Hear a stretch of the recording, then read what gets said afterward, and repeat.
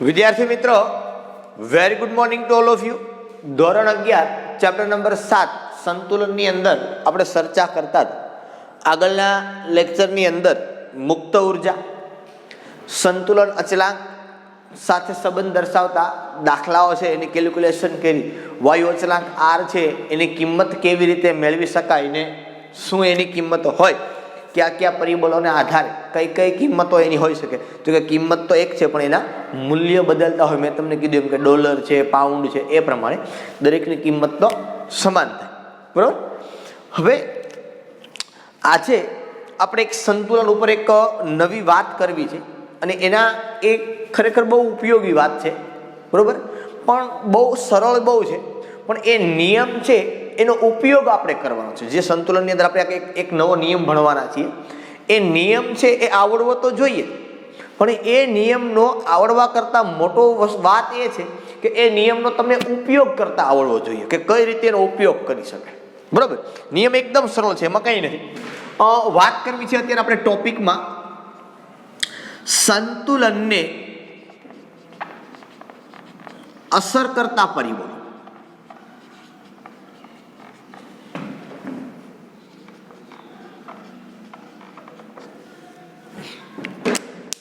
શેની વાત કરવી છે આપણે? સંતુલનને અસર કરતા પરિબળો. કેવા શું માંગે છે આપણે? સંતુલનને અસર કરતા પરિબળો એટલે શું? તો માનો કે આપણી પાસે એક રાસાયણિક પ્રક્રિયા છે. હું સંતુલનમાં તમને આ જ પ્રક્રિયા આપીશ એક્ઝામ્પલમાં. A+B થી C+D. એક રાસાયણિક પ્રક્રિયા થાય છે અને તમે જુઓ છો એ પ્રમાણે, તમને ખ્યાલ પડે છે એ પ્રમાણે કે આ રાસાયણિક પ્રક્રિયા સંતુલનમાં આવી ગઈ છે. શેની અંદર આવી ગઈ છે? સંતુલનમાં. હવે તમને ખબર છે કે સંતુલને જ્યારે રાસાયણિક પ્રક્રિયા આવી ગઈ હોય ત્યારે એને અસર કરતા જે કઈ પરિબળો છે એ બધા અચળ હોય. સાંદ્રતા, દબાણ, તાપમાન, જો બીજો કોઈ પરિબળ અસર કરતો હોય તો એ પરિબળ, આ બધા અચળ હોય. અને ત્યારે જ પુરોગામી પ્રક્રિયાનો વેગ અને પ્રતિગામી પ્રક્રિયાનો વેગ, આ બંને વેગ ત્યારે જ સમાન બન્યા. એમને સમાન ના હોય બધું. બરોબર. પછી માનો કે પ્રક્રિયક ને નિપજની સાંદ્રતા સમાન ન હોય, પણ જે કાંઈ હોય એ અચળ હોય, એ ચેન્જ થવાની નથી. બરોબર. અને બીજી વાત એ છે ભાઈ કે હવે આને હું કાંઈક ચેન્જ કરું તો પ્રક્રિયા છે એ સંતુલનમાં રહેવાની નથી, એ સંતુલનમાં નહીં રહે. કેવી રીતે નહીં રહે સર? માનો કે આ પ્રક્રિયા છે, એ પ્રક્રિયા 310 કેલ્વિન તાપમાને સંતુલને છે. કેટલા તાપમાને? 310 કેલ્વિન તાપમાને સંતુલને છે. હવે આ જ પ્રક્રિયા છે, એ જ પ્રક્રિયાનું તાપમાન હું 360 કેલ્વિન કરી નાખું તો હવે સંતુલને રહેશે? તો કે સર એ સંતુલને ના રહે ને. હવે તમે તાપમાન બદલી નાખ્યું. જો મેં તાપમાન બદલી નાખ્યું તો હવે સંતુલને રહેશે નહીં. અરે કદાચ માનો કે હું તાપમાન છે એ 270 કેલ્વિન કરી નાખું તો એ પ્રક્રિયા સંતુલને રહેશે? ન જ રહે. આ સીધી અને સિમ્પલ વાત છે. બરાબર. કે જો તમે એના તાપમાનની અંદર ચેન્જ કર્યો તો એ પ્રક્રિયા છે સંતુલનની અંદર રહેશે નહીં. બરોબર. એવી જ રીતે તમે દબાણની અંદર ફેરફાર કરો, તમે સાંદ્રતામાં ફેરફાર કરો તો એ પ્રક્રિયા સંતુલનમાં રહેશે નહીં. અમુક વિદ્યાર્થીઓ કે ભાઈ તમારા સંતુલનમાં રાખીને છે હું ભલે નો રહે, તમને શું વાંધો? તમને શું વાંધો? ભલે નો રહે સંતુલનમાં, રહેવું ઉતર્યા નો રહે કઈ, તમને શું બળ પડે? તો ભાઈ બળ એ પડે છે કે કોઈ પણ રાસાયણિક સંશ્લેષણ થતું હોય, કોઈ પણ ઇન્ડસ્ટ્રી છે, એ કોઈ પણ ઇન્ડસ્ટ્રીની અંદર કે કોઈ પણ ઉદ્યોગમાં હંમેશા એવો ધ્યેય રાખવામાં આવે કે નિપજ એ વધુમાં વધુ બને. કોઈ પણ ઉદ્યોગની અંદર, એ કોઈ પણ ઇન્ડસ્ટ્રી છે એ ઇન્ડસ્ટ્રીનો મુખ્ય ધ્યેય શું હોય? તો કે એ ઇન્ડસ્ટ્રીનો મુખ્ય ધ્યેય હંમેશા એ હોય કે વધુમાં વધુ નીપજ મેળવી શકે. બરાબર? આ ઇન્ડસ્ટ્રીનો નિયમ હોય. અને એ પણ કેવો? ઉદ્યોગ છે એ ઉદ્યોગનો ક્રાઇટેરિયા કેવો હોય? પહેલો ક્રાઇટેરિયા કહું કે વધુમાં વધુ નીપજ. બીજો ક્રાઇટેરિયા ઓછો ખર્ચ. ત્રીજો ક્રાઇટેરિયા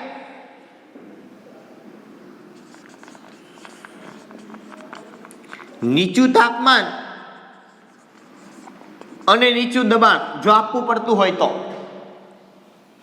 સીધી ને સિમ્પલ વાત છે કે તમે ધંધો કરતા હોય કે હું કોઈ પણ ધંધો કરતો હોય તો સીધી ને સિમ્પલ વાત છે, આપણે શું વિચારતા હોય કે ઓછા ખર્ચે વધુ પ્રોફિટ કેમ મળે, વધુ બેનિફિટ કેમ મળે? તો ઇન્ડસ્ટ્રીનો ભાઈ ધ્યેય છે અને ઇન્ડસ્ટ્રીનો ધ્યેય હોવો જોઈએ.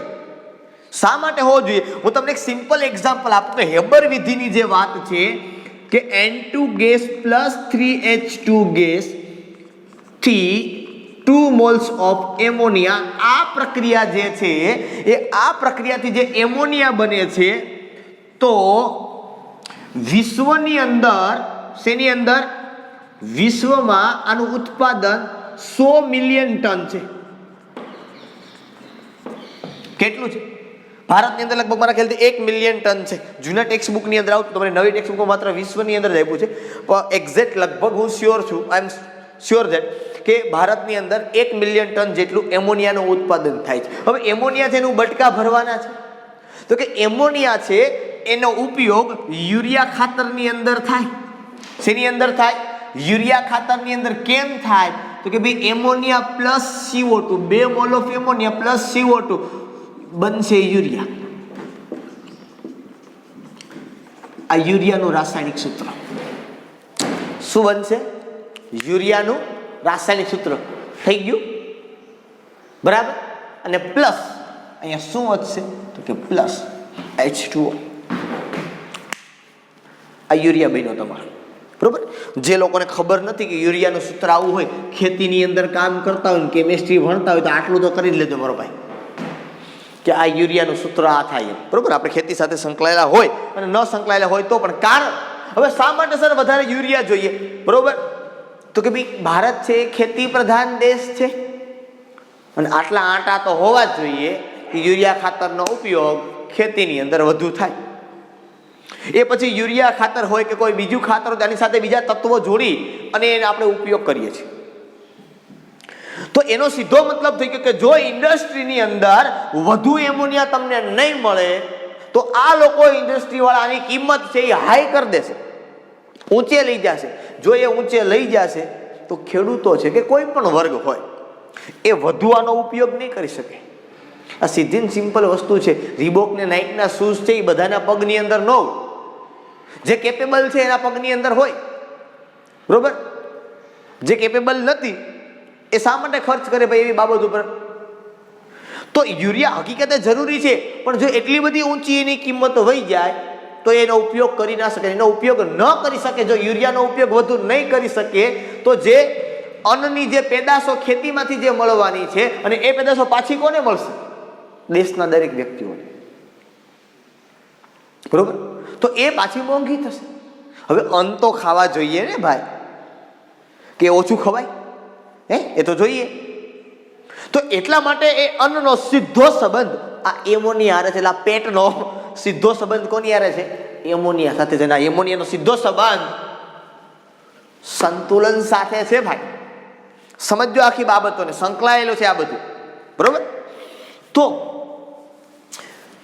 એવું કાર્ય કરવું પડે. જો આની અંદર માનો કે તમે 1 મોલ લઈને પ્રક્રિયા કરો છો અને અહીંયા તમને પાછા નથી પ્રક્રિયા મળતી, નીપજ વધુ નથી મળતી, તો નુકસાની. તો કે એવી પરિસ્થિતિ છે એનું નિર્માણ કરો કે નીપજ વધુમાં વધુ મળે.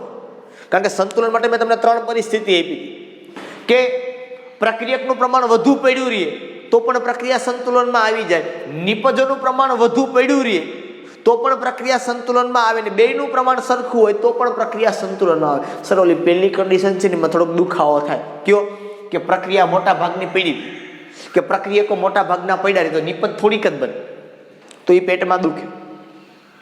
તો નિપજ છે એ મેક્સિમમ બની શકે આ પ્રકારનો પ્રયત્ન છે એ કરવો પડે.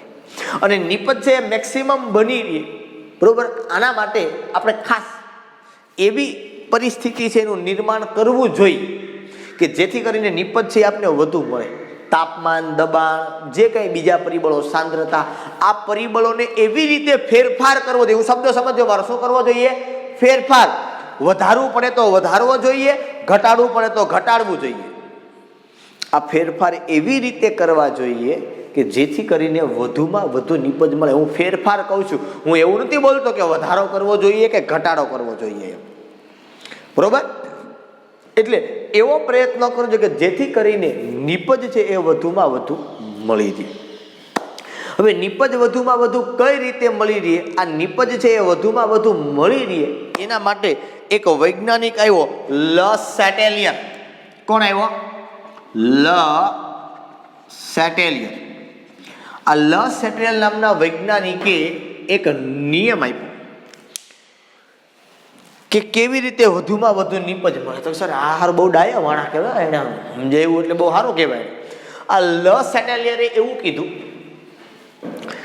કે સંતુલનને અસર કરતા પરિબળોમાં, સમજો પાછું કહું છું, સંતુલનને અસર કરતા પરિબળોમાં એવો ફેરફાર કરવામાં આવે કે જેથી પ્રણાલી અથવા તો જેથી નિપજ છે એ તમને વધુ મળે અથવા તો એ અસર છે એ નાબૂદ થઈ જાય.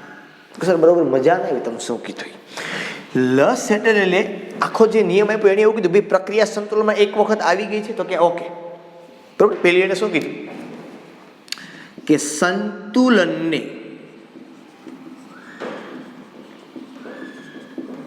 અસર કરતા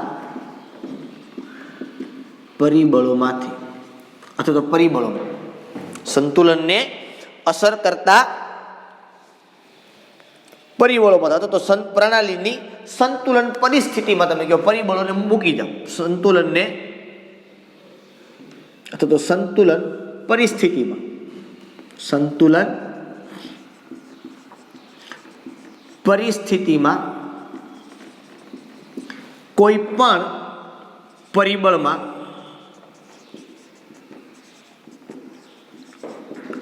ફેરફાર કરવામાં આવે તો પ્રણાલી આ અસરને ઓછી કરશે અથવા ફેરફારની અસર નાબૂદ કરશે. માનો કે આ એક પ્રક્રિયા છે તમારી પાસે.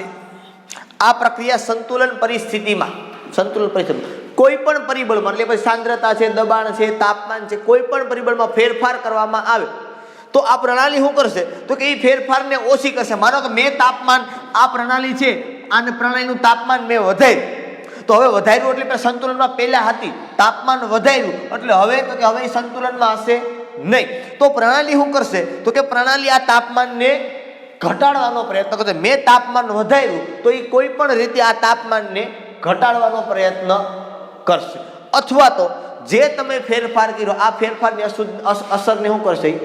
નાબૂદ કરશે. આ નિયમ ભૌતિક અને રાસાયણિક, આ નિયમ ભૌતિક અને રાસાયણિક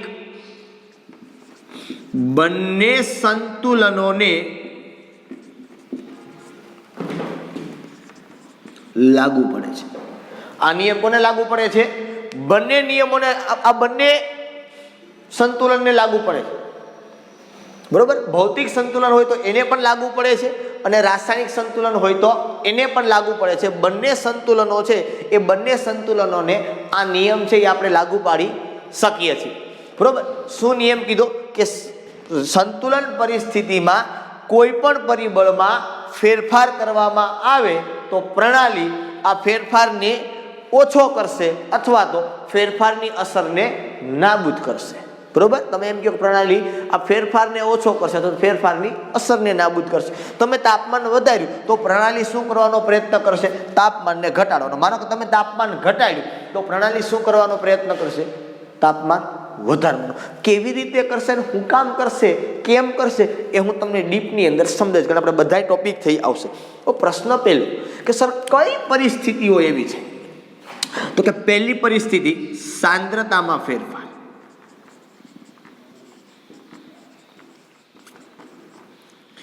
બીજી પરિસ્થિતિ દબાણમાં ફેરફાર. ત્રીજી પરિસ્થિતિ નિષ્ક્રિય વાયુનો ઉમેરો.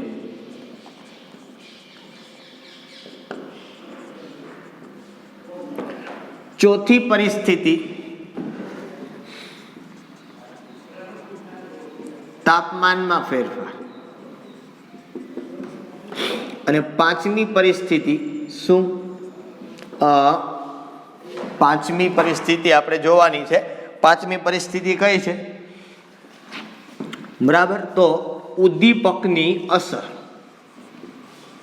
આ પાંચ પરિસ્થિતિ છે કે પાંચ આ ફેરફાર છે, એ પાંચ ફેરફારને કારણે પ્રણાલી છે એ સંતુલન પરિસ્થિતિમાં રહેતી નથી. આ એને અસર કરતા પરિબળો થયા પાંચ. બરોબર. હવે પછી બીજી એક પણ બાબત એ પણ તમને ખ્યાલ જ છે કે ભાઈ શરૂઆતની સાંદ્રતા, માનો કે તમે હાઈ લીધી હોય તો તમને નિપજ વધુ મળે એવું નથી, કારણ કે મેં તમને એક વખત શીખવાડેલું છે કે પ્રણાલીની પ્રારંભિક સાંદ્રતા છે, બરોબર, કોઈ પણ રાસાયણિક પ્રક્રિયાની પ્રારંભિક સાંદ્રતાને સંતુલન અચળાંક આરે કાંઈ મતલબ નથી. સંતુલન અચળાંકને ક્યારે મતલબ છે? તો કે સંતુલન એ સાંદ્રતા હોય ત્યારે. એવું નથી કે શરૂઆતમાં તમે નાઇટ્રોજન ને હાઇડ્રોજનની સાંદ્રતા વધારે પડતી લઈ લો તો તમને એમોનિયા વધુ પડતો મળશે. ન, આ વસ્તુ શક્ય નથી. જો એ પ્રક્રિયા સંતુલનમાં થતી હોય, કે જો એ પ્રક્રિયામાં સંતુલન પ્રાપ્ત થતું હોય તો આ વસ્તુ શક્ય નથી. અને સંતુલનમાં તો જ પ્રક્રિયા આવે જો એ પ્રક્રિયા બંધ પાત્રમાં થતી હોય તો. જો આ પ્રક્રિયા બંધ પાત્રમાં ન થતી હોય તો અહીંયા સંતુલન સ્થપાવવાની કોઈ પરિસ્થિતિ છે એ લાગુ પડતી નથી. ક્યારે પણ આની અંદર સંતુલન સ્થપાઈ શકે નહીં. આ નિયમ ખૂબ જ અગત્યનો છે. લા સેટેરેલનો નિયમ મિનિમમ તમારે 10 વખત લખી નાખવાનો છે. કેટલી વખત લખવાનો છે? મિનિમમ 10 વખત લખી નાખવાનો છે. બરોબર. નિયમ એક્ઝામની અંદર પૂછાય કે ના પૂછાય, બરોબર, પણ આ નિયમ આવડતો હશે તો જ આ પાંચ પરિબળોની અંદર આપણે વાત કરવાની છે.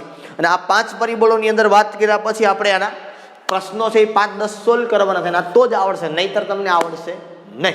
નિયમ છે એ લખજો, સમજજો ખાસ કે સંતુલન પરિસ્થિતિમાં એક પ્રક્રિયા છે, જો એ પરિબળમાં ફેરફાર કરવામાં આવે તો પ્રણાલી આ ફેરફારને ઓછો કરે અથવા તો આ ફેરફારની અસરને નાબૂદ કરે. બસ, બીજું કંઈ જે નિયમની અંદર છે ને એકદમ સરળ અને સિમ્પલ નિયમ છે કે માનો કે આ પ્રક્રિયા સંતુલનમાં આવી ગઈ તો કે હા ભાઈ આ પ્રક્રિયા સંતુલનમાં છે, તો હવે હું આ સંતુલનની અંદર કોઈ પણ પરિબળમાં ફેરફાર કરું, સાંદ્રતા, દબાણ, નિષ્ક્રિય વાયુ, તાપમાન ને ઉદ્દીપક, તો પ્રણાલી શું કરે? પ્રણાલી મતલબ આ પ્રક્રિયા. પ્રણાલી મતલબ આ પ્રક્રિયા એ શું કરે? તો કે એ પ્રણાલી છે એ અસરને શું કરશે? ઓછી કરશે, ને કાં તો એ અસરને નાબૂદ કરી દેશે. બરાબર છે? ઓકે, ચાલો અહીં સુધી આપણે રાખીએ. ફરી પાછા આપણે થોડીક વારમાં મળશું.